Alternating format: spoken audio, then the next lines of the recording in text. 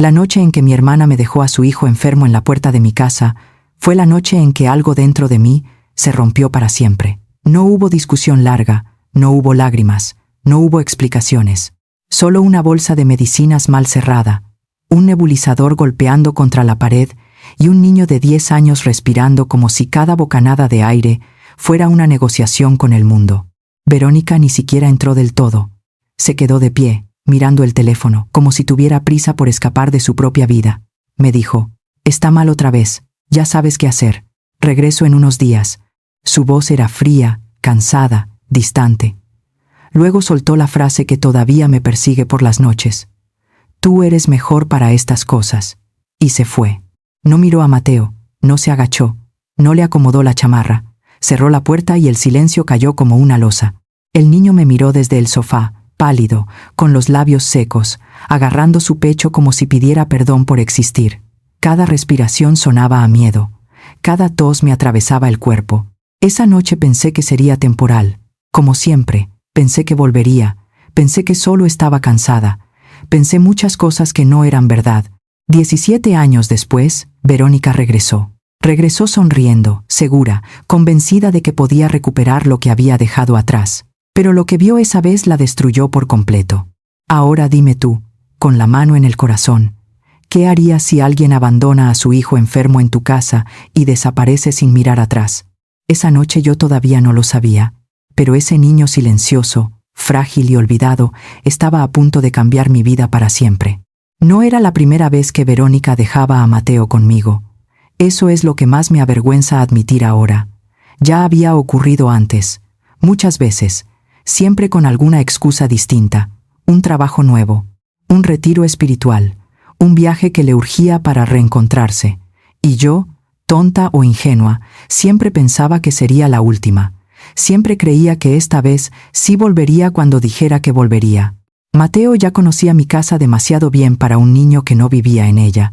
Sabía dónde estaban los vasos, cómo crujía el tercer escalón de la escalera, qué canal ponía yo por las noches aunque casi nunca mirara la televisión.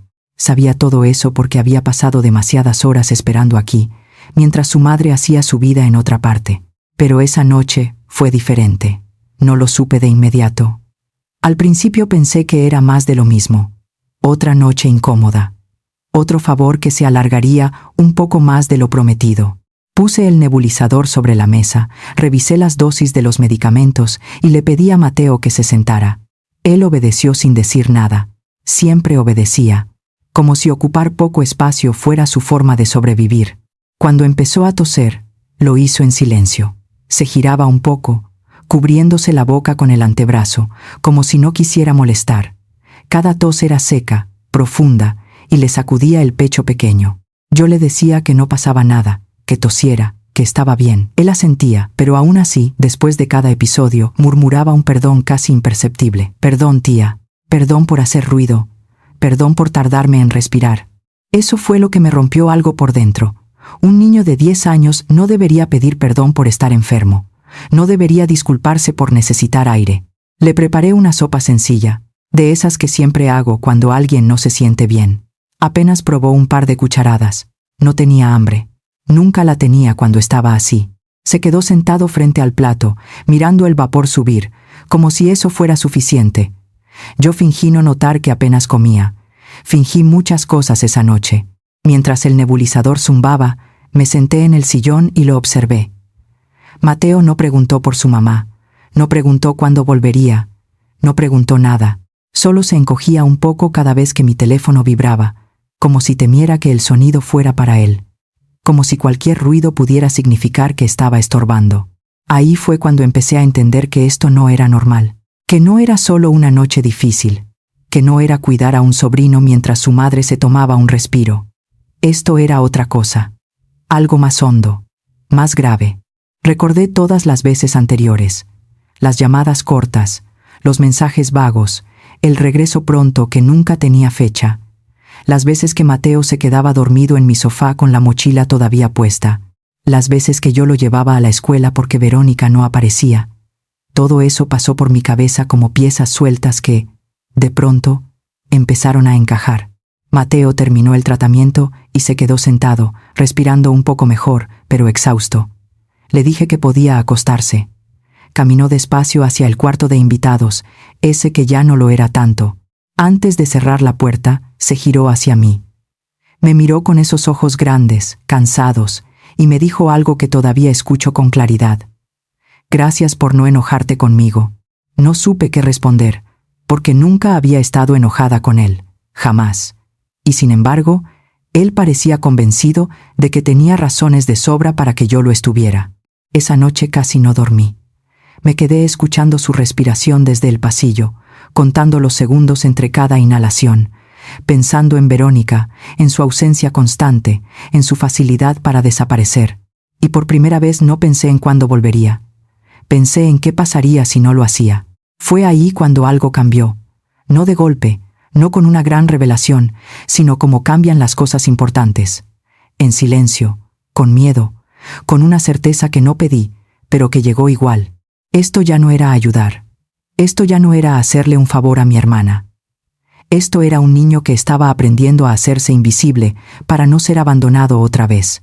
Y si alguna vez te sentiste invisible cuando eras niño, si alguna vez aprendiste a no pedir demasiado para que no te dejaran atrás, entonces seguro entiendes a Mateo. Porque yo, esa noche, por fin empecé a verlo. Cuando sonó el teléfono esa madrugada, supe que era Verónica antes de ver el nombre en la pantalla. No porque llamara seguido, sino porque solo ella podía romper el silencio de esa forma, como si no hubiera pasado nada, como si el tiempo no existiera para ella. Miré el reloj. Eran casi las 2 de la mañana. Mateo dormía por fin, exhausto, después de una noche difícil. Contesté en voz baja y caminé hacia la cocina. Su voz sonó lejana, ligera, acompañada de música y risas que no pertenecían a mi casa. Me dijo que estaba fuera del país, como quien comenta el clima, que todo estaba increíble, que necesitaba unos días para despejarse. Mientras hablaba, yo miraba la mesa aún desordenada, los restos de medicamentos, el vaso con agua tibia, el nebulizador mal acomodado. Le pregunté cuándo pensaba volver. Hubo una pausa breve. Luego suspiró, como si yo fuera una carga más. Me dijo que no exagerara, que Mateo estaba conmigo, que yo siempre sabía qué hacer. Y entonces dijo la frase que terminó de romper algo que ya venía agrietado desde hacía años. Tú eres mejor con él. A ti se te da eso. No levanté la voz. No grité. No discutí. Me quedé en silencio, sosteniendo el teléfono con la mano temblorosa. Ella siguió hablando, explicando cosas que no pedí escuchar, que estaba cansada, que había hecho lo que había podido, que ser madre no era fácil, que yo, como no tenía hijos, podía dedicarle más tiempo. No recuerdo exactamente cuándo colgó. Solo recuerdo quedarme mirando la pared, con el corazón latiéndome en los oídos, sintiendo un peso en el pecho que no sabía cómo nombrar. No lloré en ese momento.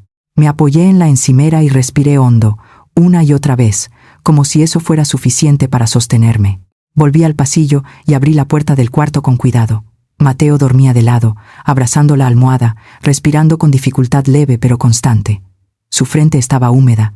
Me acerqué despacio y le acomodé la cobija. No se despertó. Murmuró algo incomprensible y volvió a quedarse quieto. Ahí entendí que esto no era temporal. No era una noche más. No era una semana larga. No era una ayuda ocasional. Verónica no estaba descansando. Estaba huyendo. Y lo había hecho tantas veces que ya no veía la diferencia. Para ella, dejar a su hijo conmigo era lo más sencillo del mundo. Para mí, empezaba a ser lo más peligroso. Me senté en el suelo, junto a la cama, y apoyé la espalda contra la pared. Sentí el cansancio caerme encima como una ola. Pensé en mi vida antes de Mateo, en mis horarios ordenados, en mi silencio, en la tranquilidad que ahora parecía tan lejana. Pensé en lo injusto de todo, en cómo nadie me había preguntado si podía con esto, en cómo nadie me había preparado. Y aún así, mientras lo observaba dormir, algo dentro de mí empezó a cambiar. No fue valentía, no fue amor inmediato, fue responsabilidad, fue miedo. Fue la certeza incómoda de que si yo no estaba ahí, no habría nadie más. Pasé horas despierta, escuchando la casa, repasando conversaciones pasadas, recordando promesas rotas. Entendí que no podía seguir esperando una llamada que lo arreglara todo. que no podía seguir fingiendo que esto se resolvería solo. Mateo necesitaba algo que Verónica no estaba dispuesta a darle. Con el amanecer llegó una calma extraña. No alivio, no esperanza, sino claridad. Preparé café sin ganas y me senté frente a la ventana mientras el cielo empezaba a aclararse. Por primera vez no pensé en convencer a mi hermana. Pensé en proteger a un niño. Cuando Mateo despertó, me miró con esa mezcla de sueño y cautela que ya conocía bien. Me preguntó si había dormido. Le dije que sí. Mentí. Sonrió apenas y se levantó despacio, como si temiera hacer ruido. Le dije que no tenía prisa, que podía tomarse su tiempo. Me miró sorprendido. Mientras desayunaba, lo observé como si lo viera por primera vez. No como un sobrino que estaba de visita, no como una responsabilidad ajena, sino como alguien que dependía de mí, aunque yo no lo hubiera elegido. Esa madrugada tomé una decisión que no tenía marcha atrás. No se la dije a nadie, no la escribí, no la anuncié. Simplemente la sentía sentarse dentro de mí, firme y silenciosa. A partir de ese momento, ya no estaba esperando que Verónica volviera. Estaba decidiendo quedarme. Aprendí a ser madre sin haberlo planeado, y no fue algo que ocurriera de un día para otro. Fue más bien una acumulación de mañanas difíciles, noches en vela y decisiones pequeñas que se volvieron permanentes sin que yo lo notara. Los primeros días después de aquella madrugada fueron confusos. Mateo seguía enfermo y yo seguía fingiendo que todo estaba bajo control, aunque por dentro sentía que caminaba sobre terreno frágil. Las medicinas se convirtieron en el centro de mi rutina. Alarmas en el teléfono, horarios pegados en el refrigerador, frascos alineados sobre la mesa como si fueran soldados. Hospitales, salas de espera, el mismo olor a desinfectante que se te queda pegado en la ropa. Aprendí a leer resultados médicos sin entenderlos del todo y a asentir cuando los doctores hablaban, aunque por dentro solo pensara en cómo iba a pagar la siguiente consulta. El dinero empezó a faltar más rápido de lo que imaginé. Había días en los que contaba monedas para el transporte o estiraba la despensa una semana más. Nunca se lo dije a Mateo. Nunca dejé que lo notara. Si yo comía menos, era porque no tenía hambre. Si apagaba la luz temprano, era porque estábamos ahorrando energía. Él no necesitaba cargar con eso. Mateo seguía siendo silencioso, demasiado. Caminaba despacio por la casa, como si temiera romper algo. Cada vez que necesitaba algo, se disculpaba antes de pedirlo. Perdón, tía. Perdón por despertarte. Perdón por tardarme. Perdón por enfermarme otra vez. Yo le repetía que no tenía que pedir perdón, pero él asentía sin estar convencido. Era como si hubiera aprendido que existir tenía un costo. Poco a poco, sin embargo, empezaron a aparecer momentos distintos. No grandes, no dramáticos, sino pequeños destellos. Una tarde se rió por primera vez viendo una tontería en la televisión. Una noche me preguntó si podía ayudarme a lavar los platos. Un día me esperó despierto solo para decirme, buenas noches. Esas cosas mínimas empezaron a tejer algo entre nosotros. Yo también estaba cambiando. Me descubrí preocupándome por cosas que antes no me importaban. Si había comido suficiente, si había dormido bien, si estaba triste aunque no lo dijera. Empecé a anticiparme a sus silencios, a entender sus miradas. Sin darme cuenta, mi mundo empezó a girar en torno a alguien más. Hubo una noche en particular que recuerdo con claridad. Mateo había tenido un día difícil. Tosió más de lo normal y terminó agotado. Lo ayudé a acostarse y me senté a su lado hasta que se quedó dormido. Mientras le acomodaba la cobija, abrió los ojos un poco y me miró. No dijo nada al principio. Luego, con una voz tan baja que casi no la escuché, murmuró: tía, ¿puedes quedarte un rato más? Me quedé. Me senté en el borde de la cama, sosteniendo su mano pequeña hasta que su respiración se volvió regular. Cuando ya parecía dormido, dijo algo que me tomó por sorpresa. Gracias, tía. Nadie se había quedado así conmigo antes. Sentí un nudo en la garganta que no supe cómo tragar. No respondí. Solo apreté su mano un poco más. Días después, ocurrió algo que todavía guardo como un tesoro. Estábamos en la cocina, preparando algo sencillo para cenar. Yo estaba cansada, distraída, pensando en cuentas y citas médicas. Mateo estaba sentado en la mesa, dibujando. De pronto me llamó. Oye, tía. Volteé. Sí. Dudó un segundo y luego lo dijo, como si fuera lo más natural del mundo. Tía, ¿te gusta así el arroz? No me di cuenta de inmediato. Le respondí que sí, que estaba bien. Fue al escucharme a mí misma repetirlo en mi cabeza que entendí. Me había llamado tía sin cuidado, sin miedo, sin pedir permiso. No como un título prestado, sino como algo seguro. Algo se acomodó dentro de mí en ese instante. No lloré, no hice un escándalo. Simplemente sentí que ese nombre había encontrado su lugar. Desde entonces, nuestra relación cambió de forma casi imperceptible. Mateo empezó a hablar un poco más. Yo empecé a preocuparme un poco menos por hacerlo todo perfecto. Nos equivocábamos juntos, aprendíamos juntos. Yo no sabía ser madre, pero estaba aprendiendo a estar. No era la vida que había planeado, no era el rol que imaginé para mí, pero cada día que pasaba, esa realidad se volvía más firme, más verdadera, más nuestra. Y entendí algo importante. No todos los héroes quieren serlo. Algunos solo se quedan cuando alguien más se va. Mientras Verónica vivía su vida, nosotros sobrevivíamos. Esa fue la verdad durante mucho tiempo, aunque me tomó años aceptarla sin rabia. Yo veía sus fotos aparecer en mi teléfono como si fueran de otra persona. Playas, sonrisas, copas levantadas frente al mar, mensajes cortos debajo de las imágenes hablando de libertad, de encontrarse a sí misma, de empezar de nuevo. Nunca había una foto de Mateo, nunca una mención. Era como si su hijo perteneciera a una vida que ella ya había decidido borrar. Yo no podía darme ese lujo. Mis días empezaban antes de que saliera el sol. Trabajaba desde casa haciendo contabilidad para pequeños negocios, y cuando eso no alcanzaba, aceptaba cualquier cosa que pudiera sumar un poco más. Por las tardes ayudaba en una papelería cercana. Algunos fines de semana limpiaba oficinas. No lo hacía con orgullo ni con vergüenza. Lo hacía porque había un niño que necesitaba medicamentos, libros y un plato caliente todos los días. Mateo se acostumbró a verme cansada.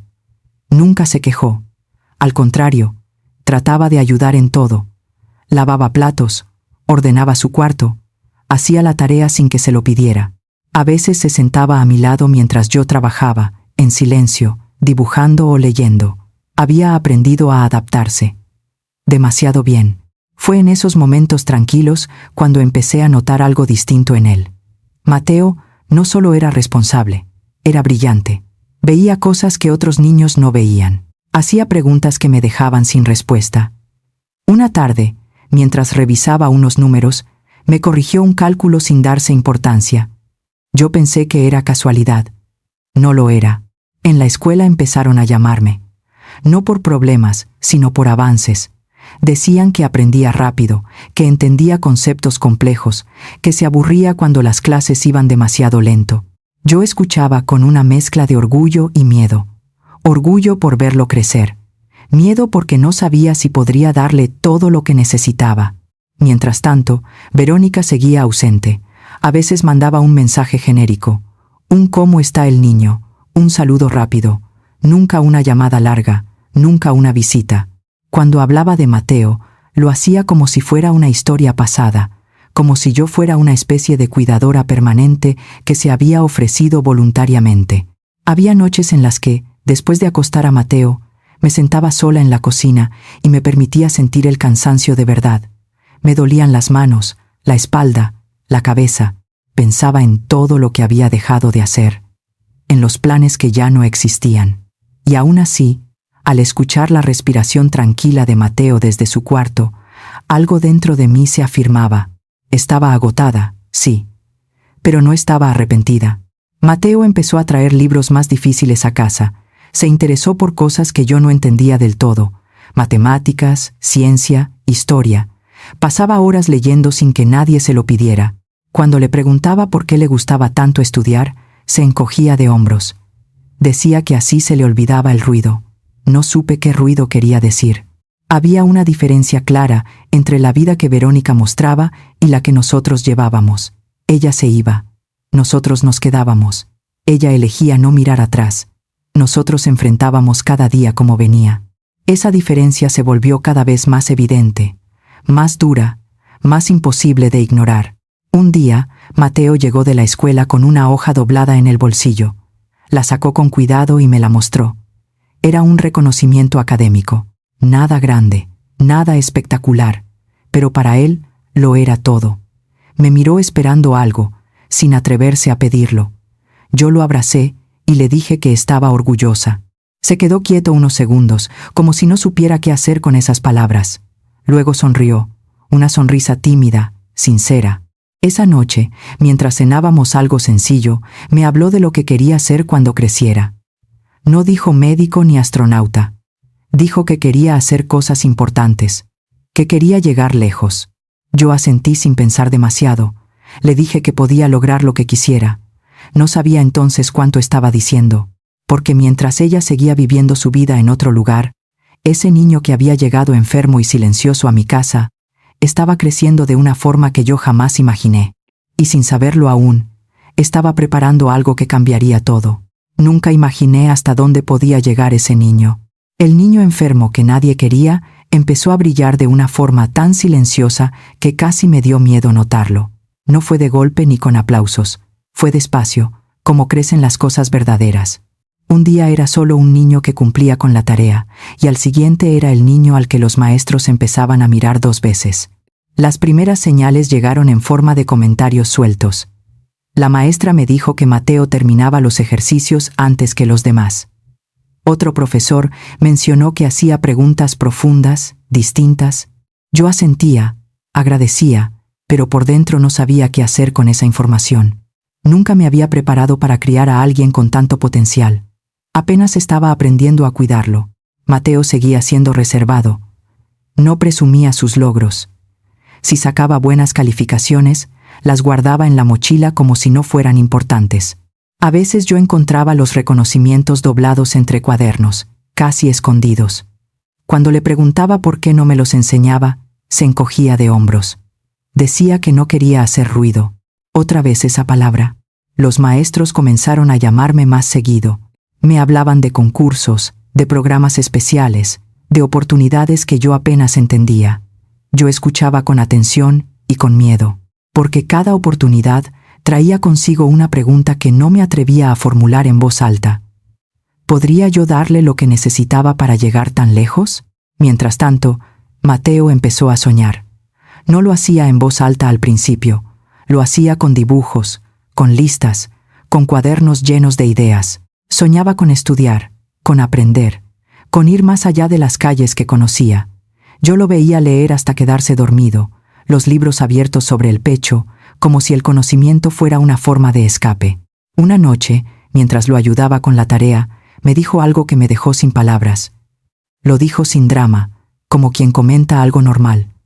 Mi mamá decía que yo era demasiado, que hacía demasiadas preguntas, que pensaba demasiado, que era complicado. No levantó la vista cuando lo dijo. Siguió escribiendo, como si no esperara respuesta. Yo sentí un nudo en el estómago. Demasiado. Esa palabra cargada de rechazo. Esa palabra que tantos niños escuchan cuando nadie quiere tomarse el tiempo de entenderlos. Me acerqué a él y le pedí que me mirara. Le dije que no era demasiado. Le dije que era curioso, inteligente, profundo. Le dije que el mundo necesitaba personas como él, aunque a veces no supiera qué hacer con ellas. Mateo me miró con desconfianza al principio, como si no estuviera acostumbrado a que alguien defendiera eso que otros habían querido apagar. Desde ese día algo cambió. No solo en él, también en mí. Empecé a tomar sus sueños en serio, a preguntar, a buscar opciones, a informarme. Aunque el dinero seguía siendo un problema, la idea de limitarlo empezó a parecerme inaceptable. No porque fuera mío, sino porque nadie debería crecer creyendo que es demasiado para el mundo. Mateo comenzó a destacar más.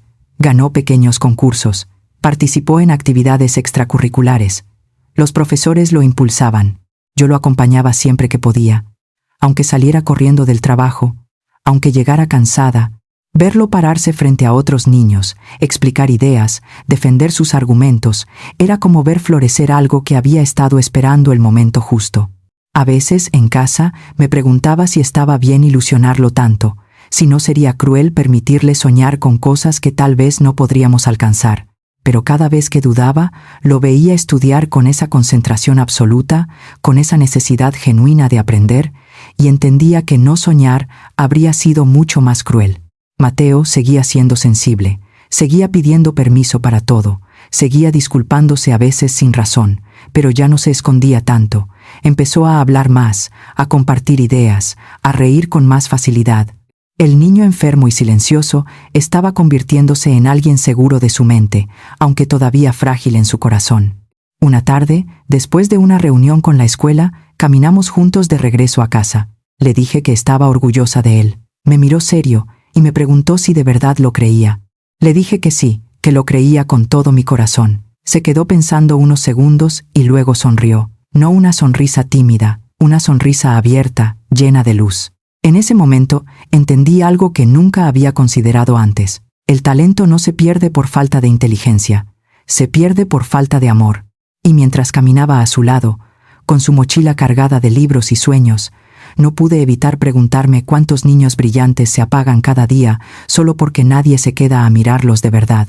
¿Cuántos talentos se pierden por falta de amor? El día que llegó la carta, supe que nada volvería a ser igual, aunque en ese momento todavía no entendía por qué me temblaban tanto las manos.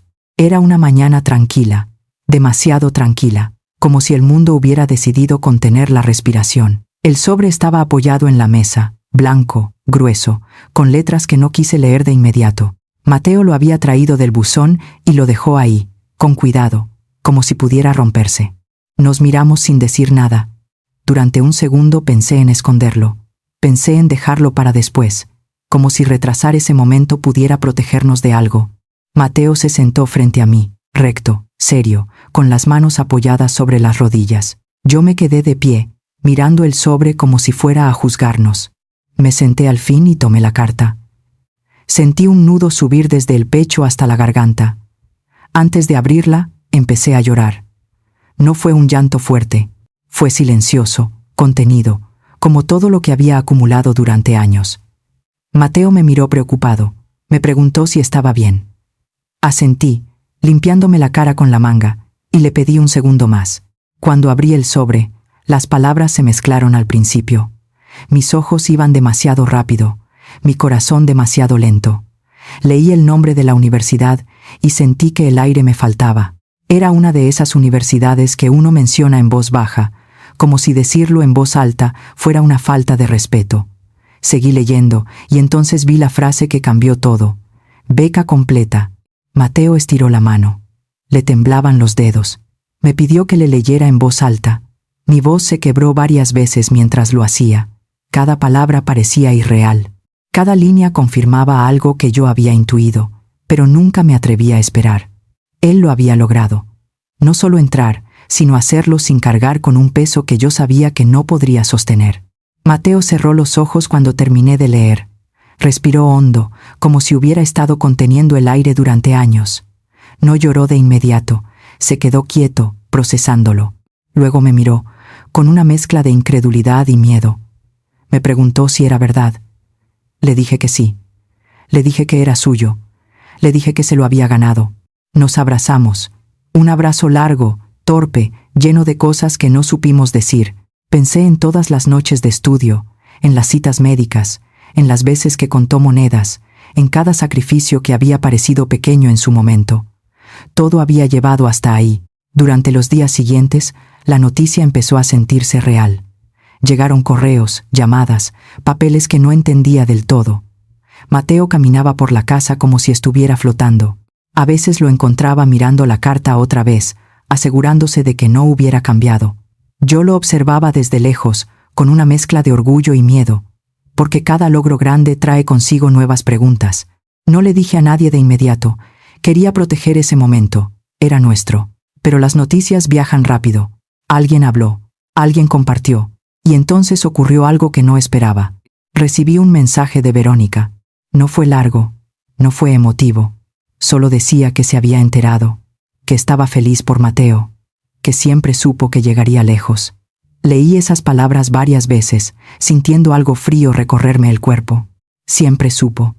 Pensé en todas las veces que no estuvo, en todas las decisiones que no tomó, en todas las noches en las que Mateo respiraba con dificultad mientras ella vivía su vida lejos. Mateo no sabía nada de ese mensaje.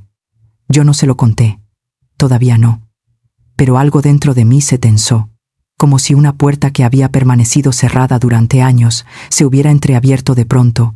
Esa carta no solo cambió el futuro de Mateo, despertó algo que había estado dormido demasiado tiempo, algo que había desaparecido cuando más se necesitaba.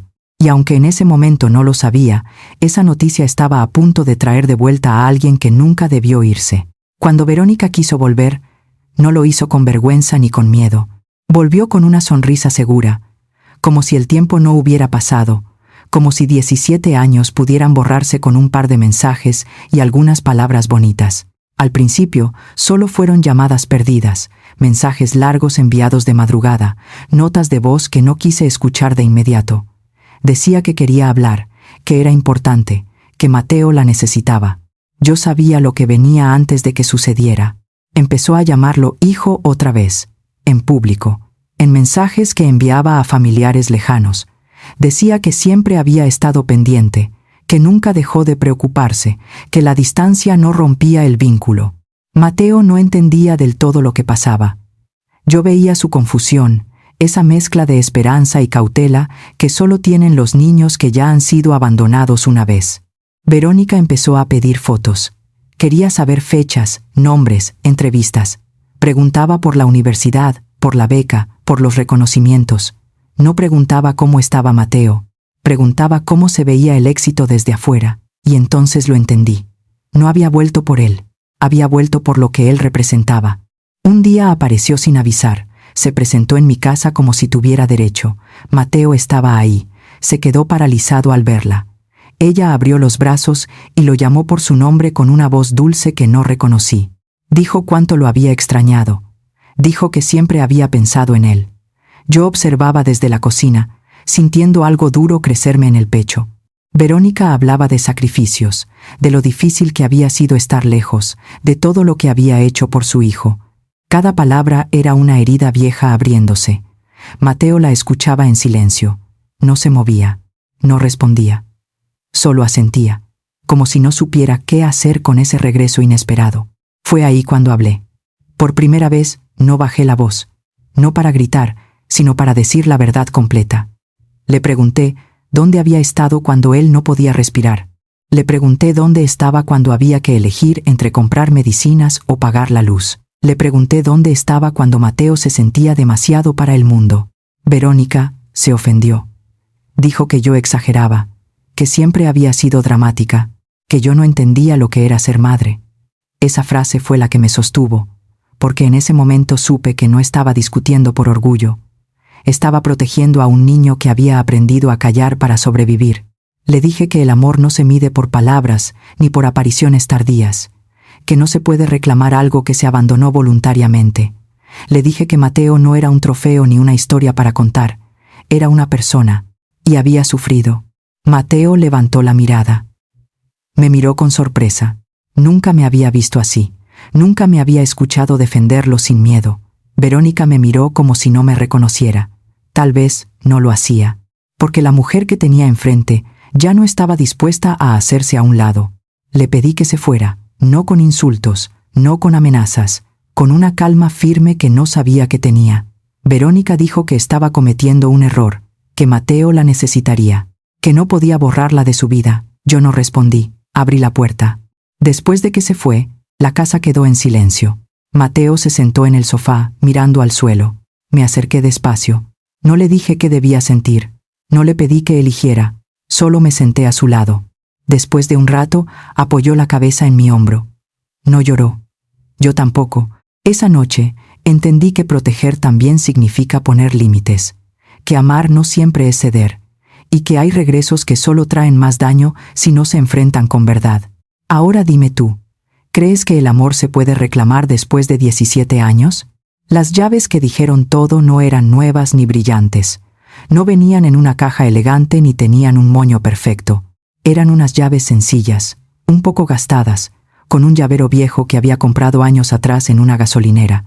Pero para mí, pesaban más que cualquier joya que hubiera tenido en las manos. El coche era usado. Un sedán modesto, de esos que no llaman la atención.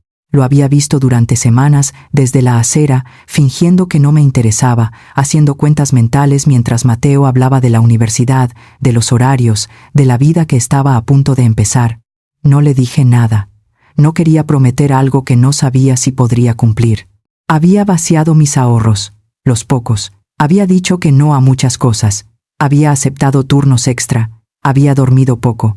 Pero cuando vi el coche estacionado frente a la casa esa mañana, supe que valía la pena.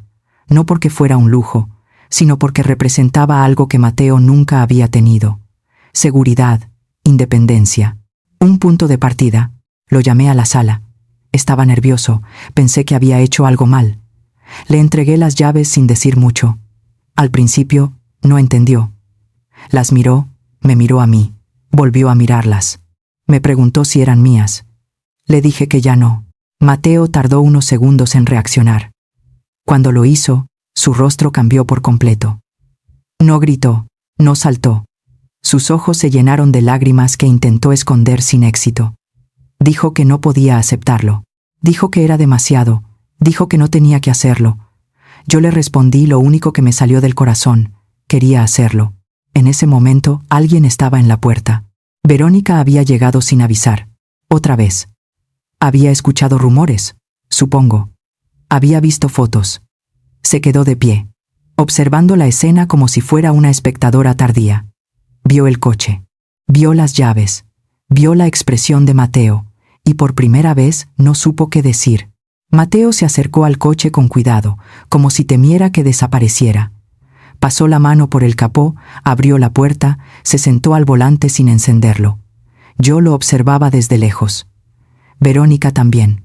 Pero mientras ella miraba lo que había perdido, yo miraba lo que había construido. Mateo bajó del coche y caminó hacia mí. Me abrazó fuerte, más fuerte que nunca. Y entonces lo dijo. No lo gritó, no lo anunció. Lo dijo con una voz firme, clara, sin duda. Gracias, mamá. No fue un accidente, no fue un error, fue una elección. El silencio que siguió fue pesado. Sentí cómo el cuerpo de Verónica se tensaba. Su rostro cambió. Primero, incredulidad. Luego enojo. Luego algo que se parecía mucho a miedo. Abrió la boca como si quisiera corregirlo, reclamarlo, desmentirlo, pero no salió nada. Mateo no se apartó de mí. No la miró. No pidió permiso. Yo tampoco dije nada. No hacía falta. Todo estaba dicho. Verónica empezó a hablar entonces. Dijo que eso no era justo, que ella era la madre, que yo estaba confundiendo a Mateo, que lo estaba manipulando. Cada palabra sonaba más desesperada que la anterior. Yo la escuché en silencio, no porque dudara, sino porque ya no necesitaba convencerla de nada. Mateo finalmente la miró, no con odio, no con reproche, con una calma que me sorprendió. Le dijo que estaba agradecido por haberle dado la vida, pero que yo le había enseñado a vivirla, que yo había estado cuando importaba, que yo era su casa. Verónica se quebró ahí mismo. No lloró de inmediato. Primero se le cayó la voz, luego los hombros, luego todo lo demás. Se sentó en la banqueta como si no pudiera sostenerse. Por primera vez, no tenía un lugar al cual huir.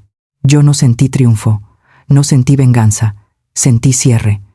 Un final inevitable que llevaba años escribiéndose en silencio. Esa tarde, mientras Mateo guardaba sus cosas en el coche, Verónica se fue sin despedirse. No hizo falta. El espacio que dejó ya no dolía. Ya estaba ocupado por algo más fuerte. Y entonces, ella entendió. No por lo que yo dije, no por lo que Mateo eligió, sino por lo que ya no podía recuperar. Había perdido el derecho, el lugar, el amor. Y lo había perdido todo. Nunca fui la segunda opción, aunque durante mucho tiempo pensé que sí. Pensé que solo estaba cubriendo un espacio vacío, esperando a que alguien regresara a ocupar su lugar. Hoy sé que estaba equivocada. Nunca ocupé un lugar prestado. Construí uno nuevo. Con paciencia, con miedo, con cansancio, pero con presencia. La familia no es quien promete volver. Es quien se queda cuando nadie más quiere hacerlo. Es quien se levanta de madrugada, quien aprende nombres de medicinas que no entiende, quien escucha silencios y los respeta. La familia es quien aparece todos los días, incluso cuando no sabe cómo. Hoy miro a Mateo y veo a un hombre. Seguro, firme, agradecido. Ya no es el niño que pedía perdón por respirar.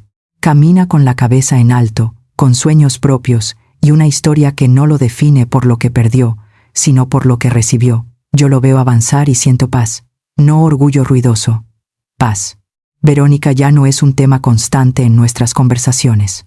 No porque no importe, sino porque dejó de tener poder. Cada quien carga con sus decisiones. Algunas se pagan con distancia, otras con silencio. Nosotros seguimos adelante. Si esta historia tocó algo en ti, si te hizo recordar a alguien que se quedó cuando otros se fueron, dale like. No por mí, sino por todas esas personas que aman sin aplausos. Y dime en los comentarios, con honestidad, ¿perdonarías a Verónica después de todo lo que pasó? Si quieres escuchar más historias como esta, suscríbete al canal. Mañana habrá otra vida real, otra verdad que merece ser contada. Porque al final, el amor es simple. El amor no se abandona o no vuelve.